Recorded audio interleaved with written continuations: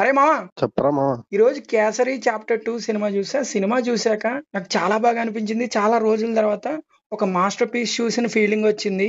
Literally most of the scenes లో goose bump stuff రా ఈ సినిమా. నార్మల్ గా మనం కథలు ఎక్కడ చెప్పాం, బట్ ఈ సినిమా ఖచ్చితంగా కథ చెప్పాలి, ఎందుకంటే ఈ సినిమా చాలా మంది చూడాలి కాబట్టి. ఓకే, ఎందుకు స్టోరీ ఏంట్రా? 1919లో జలియన్ వాలాబాగ్ ఇన్సిడెంట్ జరిగింది.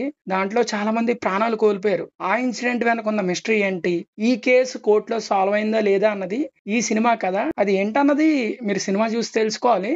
Main pillar Akshay Kumar acting రా. లాయర్ శంకరన్ క్యారెక్టర్ లో అక్షయ్ కుమార్ జీవించేశాడని చెప్పాలరా.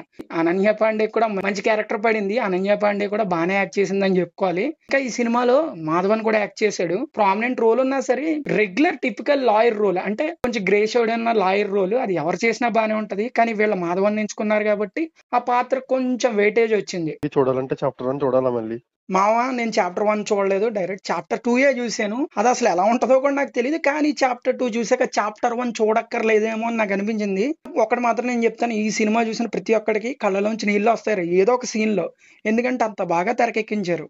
టెక్నికల్ వాల్యూస్ పరిస్థితి ఏంటి మరి? మా ఫస్ట్ సినిమాటోగ్రఫీ గురించి మాట్లాడుకోవాలనుకుంటే చాలా బాగుంటది, చాలా గ్రాండియర్ గా ఉంటది. ఇక్కడ ఇంకోటి కూడా మెచ్చుకోవాలి, సెట్ వర్క్ ఎంత బాగుంటే సినిమాటోగ్రఫీ అంత ఎన్హాన్స్ అవుద్ది. సెట్ వర్క్ కూడా చాలా బాగుంది కాబట్టి సినిమాటోగ్రఫీకి స్కోప్ వచ్చింది ఫ్రేమింగ్ పరంగా. అండ్ ఇంకా మ్యూజిక్ విషయానికి వస్తే చాలా సీన్లలో సైలెన్స్ ఎక్కువ మాట్లాడుతుంది. అంటే అక్కడ మ్యూజిక్ అవసరం లేదు, పర్ఫార్మెన్స్ మాట్లాడతాయి కాబట్టి కొన్ని సీన్లు సైలెంట్ గా ఉంచేసాడు. అవసరం ఏం చోట మ్యూజిక్ కూడా బాగా ఇచ్చాడని చెప్పుకోవాలి.